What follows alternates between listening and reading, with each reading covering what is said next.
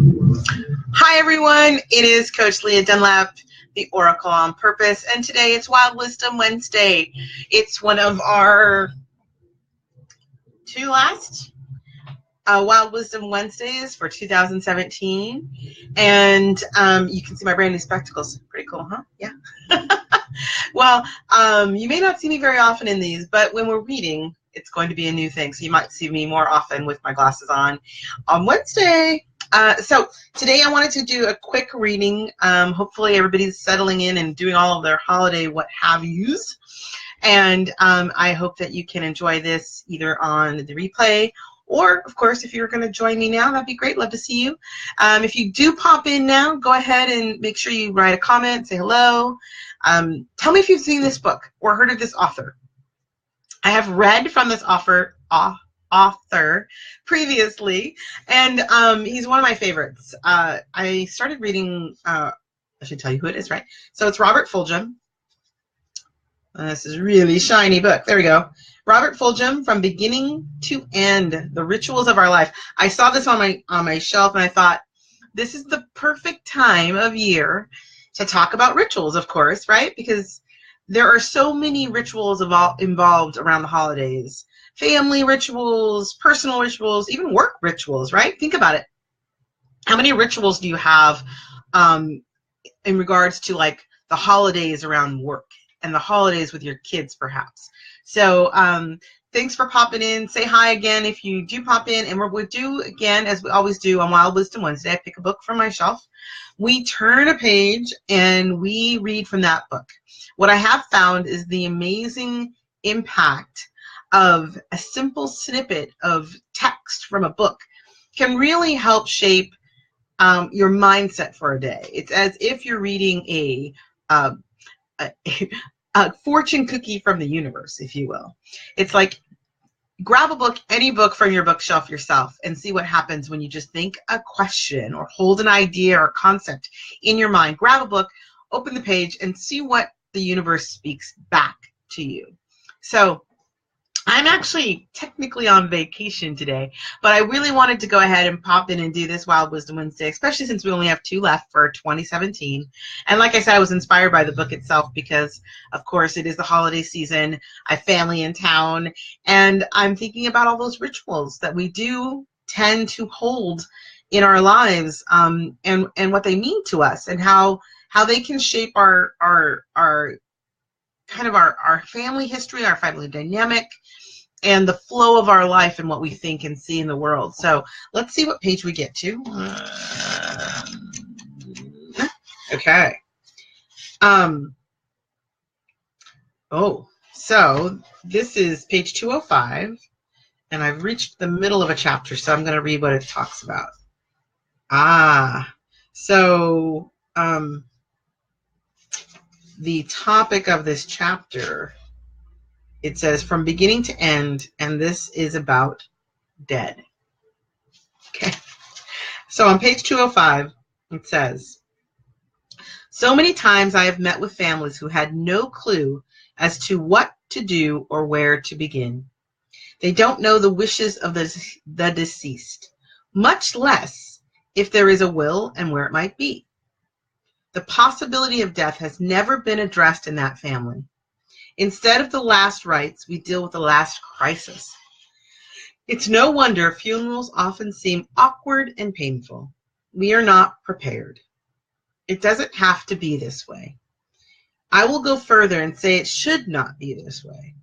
As I invited you to a wedding and the celebration of the birth of a child, let me take you with me to a funeral, a really fine funeral that celebrates a wonderful life and illustrates how much life is gained by preparing well for being dead. Today I'm going to go ahead and he's going to talk to us a little bit about this, but I don't think I'm actually going to read it all because it's a very extensive several pages. And I don't really think we need to, because I think the key there is how much time do we spend preparing for the somewhat inevitable end of our days. And I think endings in general, right? So think about the endings of our life. And I think that the ritualistic nature of moving from one season to another, from one year to the next, can have sort of that finite feeling when we aren't prepared for them.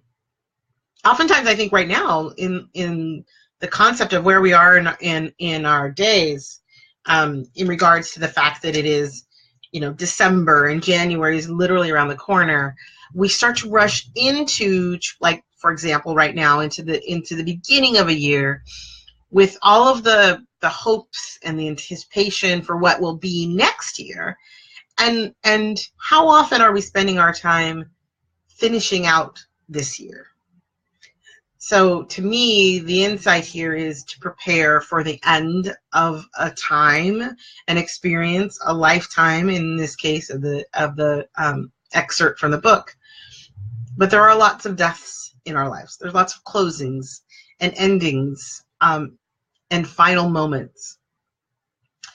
And so the Oracle is pointing to a thought, an idea, a concept that I used to have when we have the last of something, right? So even as a mother with my own child, the idea and the concept that was the last time they did something, right? So when there's a first of something, there's often a last that preceded it, right? So there was the last time that I had to dress my child myself. And there was a first time where he was able to go and dress himself completely on his own. And when we change positions in a job, or when we move from working for someone else to working for ourselves as an entrepreneur, there was a last time that we had a paycheck. There was a last time that we clocked out at the end of the day. And there was a last time that we had that coffee with our group that we met, during the midday break. All of those last times, the finishing ends of those things. How do we create an honoring of them? How do we make it joyful to say goodbye to things? And where can we hold space for saying goodbye to be a positive, for letting go to be something that is needed and necessary for moving forward in the future, right? So where in your life perhaps could you invite that concept right now, especially since, again, it is the end of a year? Where have you rushed forward into next year without having honor for what's come before this year? Like, even those, I've heard a lot of people recently talking about how for them 2017 has been a challenging year, a difficult year, for a myriad of reasons. And yet every one of those things that happened, they preceded where you're going, right? So where for every up there's a down, for every letting go there's a reaching forward, and to honor that the choices we made or the experiences we had in 2017 have given us either fuel to move forward, or perhaps even fortitude to stand up to something or against something or for something. That there is value in honoring all of those things that we've let go of just as they are. And perhaps during this pause period, right, this holy days, if you will, of the last few days of the year, we could take time to acknowledge in our lives where we are letting go. We are at the end of something, when it is the last of that period in our life or moment with those people, or even for our own internal voices, the death of things that no longer serve us. And honor where they did. What if you were to entertain the idea that you could honor those things you're letting go of for what they have provided you? Even the struggle, even the apparent strife of this past year, if there is such a thing for you going on right now, honor that it's brought you to perhaps better clarity about what you do want for 2018, or what you do hope for in the near ahead, or even what you hope you can let go of for good, right? Because I think internally, the dialogue that we have in our own minds sometimes can play a role, obviously, on where we're going. And if we don't finish up, right? If we don't finish with something, it can linger. And in the lingering, it can kind of trip us up as we move forward. So I think to honor those moments or those thoughts where we feel like we are most done, most complete, most finished with something, it's a great opportunity to really be present and fully aware of all the moments that bring us forward. Every action, every experience, whether good or bad, has some value to us in our lives and to the universe. Like everything that happens in my estimation and in my way of believing about the world, that everything that happens really does happen on purpose, hence the oracle, on purpose. So, I'm gifted in having that self-knowledge and also that double validation, if you will, from the oracle that is indeed true, that as human beings, our experiences are all there to serve us in some way or another. And I think it's okay to honor that. I think it's not just okay, I think it's important to have a somewhat of a ritualistic nature, to really stop and pause, reflect, and release, whatever that looks like, to kind of the ethers, right? To let that energy flow back into the universe so that it can move along and serve its purpose elsewhere, right? And so I encourage you this week to kind of contemplate, if you will, what parts of your life, what parts of your business are you feeling kind of tangled up by or held back by as you're looking forward. And rather than fighting against them, rather than struggling against them, what if you turned for a moment and acknowledged what those things are for and about, and how they can value you and support you as you move forward? What can you get? What value is there in that for you to move forward to that next thing that you're trying to reach? You know, and part of that movement forward and letting go can be a bit of a beautiful dance if we let it. And if we don't, I think if even as he was saying in the excerpt there for that book, it's that being unprepared for it ending can cause more trauma once it's ended than knowing that things come and go and we can close the chapter and move forward if we do it with intention. And as we do look forward in the new year, something I wanted to share today that I'm really excited about for myself is there is an end of my own form of how I've been working my business over the last 20 some years. And then I'm moving into an environment now in the next year where I'm really engaging with the opportunity to be as present for my clients as possible on a global level, and looking at ways that things that I used to do that I am letting go of. So one of the things, for example, for me that there's been a bit of a death to, an ending to, is the monthly live group version of my Master Creators Program. And instead I've taken advantage of the technology piece to reach more people by creating my own academy where people can go online and participate online in that academy and still have access to me every month via this kind of format where we're actually live and in either a Facebook or a Zoom format that they can actually participate, ask questions, get feedback as they're moving through wherever they are. So wherever they are across the globe, they still have access to me and I still have access to them to help support them.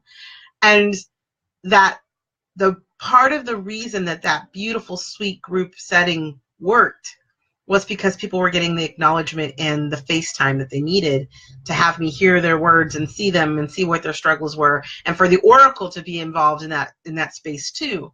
And the beauty of it is now with technology, we have that here. We have that piece with a Zoom format, with an online webinar kind of format where I am actually there to see faces and have conversations with people. And so that's what we embraced. What did we let go of? Well, part of the reason that was no longer feasible and why it had to kind of be let go was there was no space for which to make a monthly version of this possible for people across the globe, right? So it had served its purpose and moved to a place where it was outgrown. And that's a beautiful thing. So there are those of you who are fortunate over the last few years to participate locally and have that really sweet extra attention of being in a physical location together. And we're carrying that piece forward in that kind of Zoom format. So there's the letting go of the physical space and the embracing of the opportunity to expand, right? So I honor all of you out there who are watching this, who are part of that local physical experience of being together month to month and week to week. And so there was that opportunity. So now this year, while it's changing for the better. And that letting go has allowed me to expand and reach more people.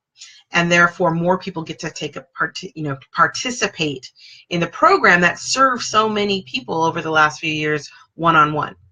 So there's a lot of opportunity there. And I think that's part of that. I can let go of the fact that at one time we were gathered together, right, in a small space. And now that space is expanded and it is virtual, and we can have, many more people in the room, as it were, in that manner. So, and the other thing that, of course, is coming up that is actually something that's exciting and fun is for the first time, I'm going to be taking a group of people to a location.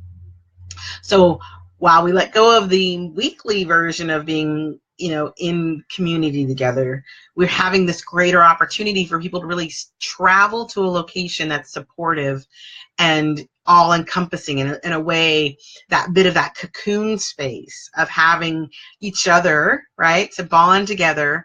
But instead of having it drawn out over 13 weeks, we're taking a more encapsulated version of that and going for a week of space and time to be together and communicate and share ideas and mastermind and plan and utilize these tools to really propel their businesses forwards and their lives forward.